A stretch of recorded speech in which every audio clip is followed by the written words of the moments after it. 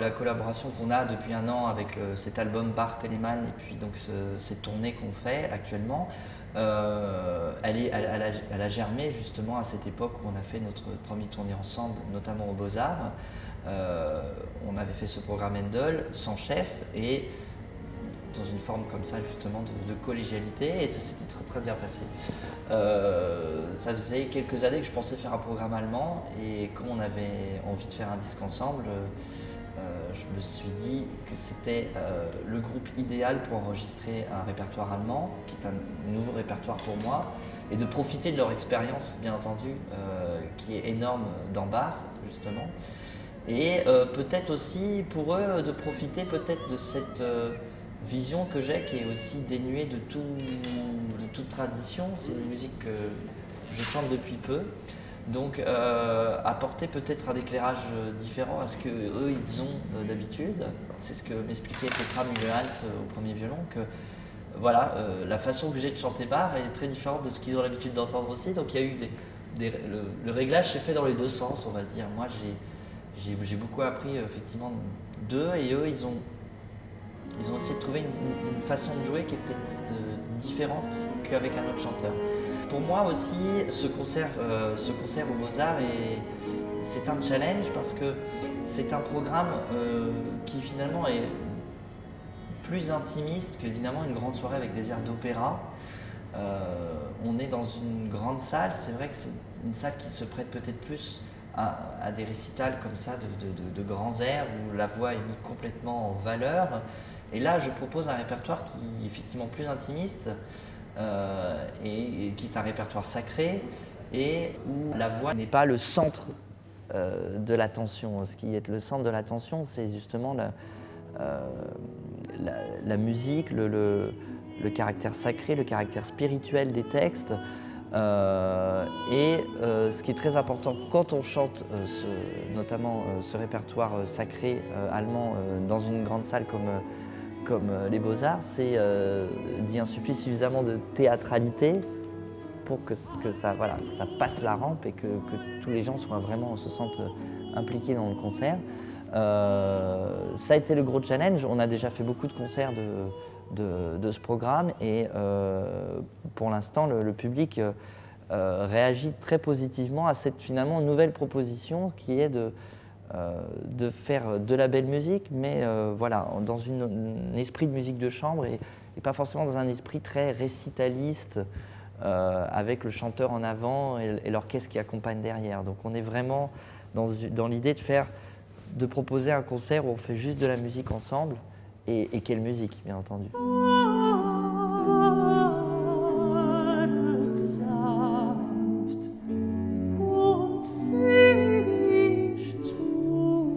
Il y a des jeunes interprètes qui se sentent tout de suite très à l'aise avec Bach, qui enregistrent leur premier album, qui commencent tout de suite en récital avec. Et puis il y en a d'autres qui sont peut-être moins à l'aise au départ et qui ont besoin de trouver leur propre chemin. Moi je fais plutôt partie de la deuxième catégorie.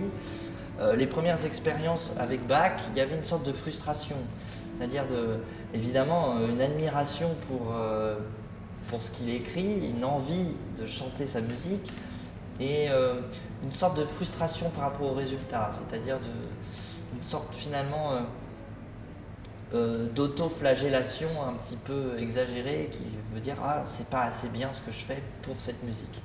Et finalement, après 15 années de concerts, de maturation aussi,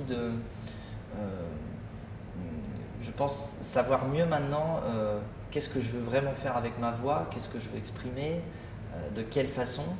Je me sens plus prêt à aborder cette musique qui, effectivement, est un Everest dans le sens où, notamment encore plus pour le chanteur, elle est sans concession pour le chanteur. Ce n'est pas une musique où on peut effectivement montrer sa virtuosité, mais la virtuosité chez Bach, c'est justement que ça ait l'air simple à chanter, et ça ne l'est en rien, parce que ça demande beaucoup de concentration.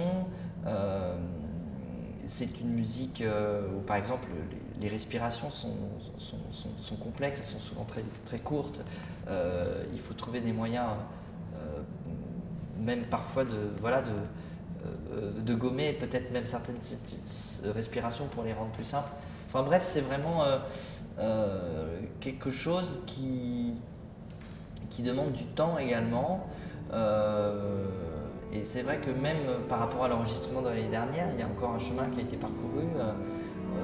Comme je l'ai beaucoup fait en concert, chaque concert j'arrive à gommer les difficultés, à trouver une forme d'épanouissement sur des moments qui étaient encore très difficiles pour moi il y a un an par exemple.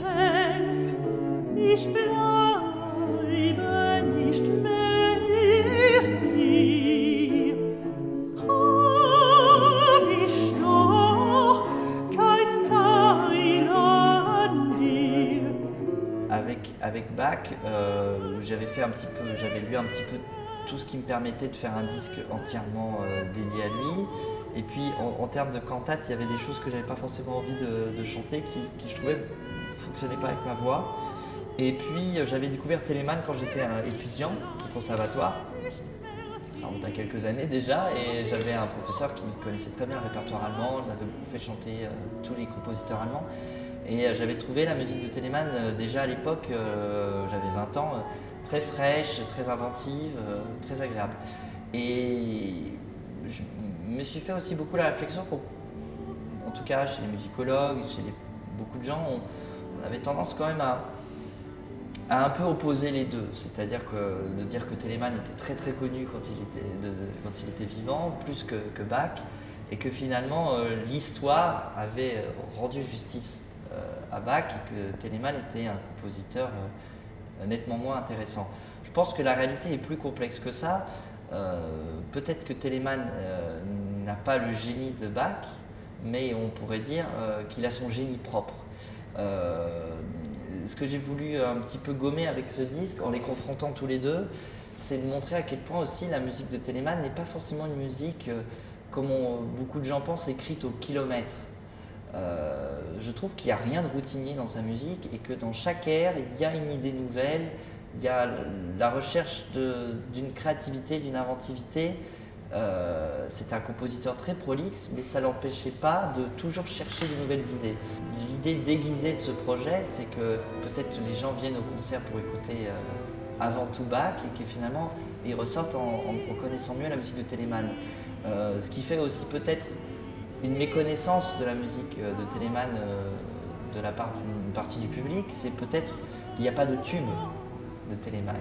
Peut-être que c'est à nous, les artistes actuels, de créer ces tubes, justement en jouant plus sa musique et en trouvant des airs qui peuvent être susceptibles de devenir peut-être des choses plus connues demain. Les Beaux-Arts, effectivement, ça fait partie des grandes salles d'Europe, du circuit des grandes salles d'Europe, et je pense que c'est une des premières grandes salles que j'ai faites en dehors du Théâtre des Champs-Élysées à Paris, par exemple. Je pense que ça remonte à plus d'une dizaine d'années avec l'Orlando Furioso, avec Jean-Christophe Spinozzi, et je me rappelle c'était une soirée un peu spéciale parce que je crois que c'était donc avec Marie-Nicole Lemieux qui est une grande amie et qui avait gagné je crois 1 ou 2 ans avant le concours Reine-Élisabeth dans cette salle. Donc il y avait quelque chose d'assez magique, je me rappelle la première fois. C'est une salle quand on la découvre, notamment quand on est un jeune chanteur, c'est une salle qui est un petit peu intimidante. Parce qu'évidemment, elle est très grande. Vous arrivez sur scène et elle est très ouverte aussi. C'est pas un théâtre à l'italienne, donc c'est très profond, c'est très large. Pour un jeune chanteur, c'est assez intimidant. Donc finalement, les premières fois que je suis venu ici, je me rappelle, c'est pas les fois où on en profite le plus. Je pense que c'est comme dans beaucoup de salles. En tant que chanteur, il faut toujours plusieurs fois pour vraiment profiter aussi, nous les artistes, du concert sur scène. Et c'est vrai que peut-être c'est une salle on pourrait dire où j'ai appris à chanter. Je pense que chaque salle, il faut s'adapter un petit peu à l'atmosphère de la salle. Ça aide aussi beaucoup d'écouter parfois les répétitions, les collègues, pour aussi avoir...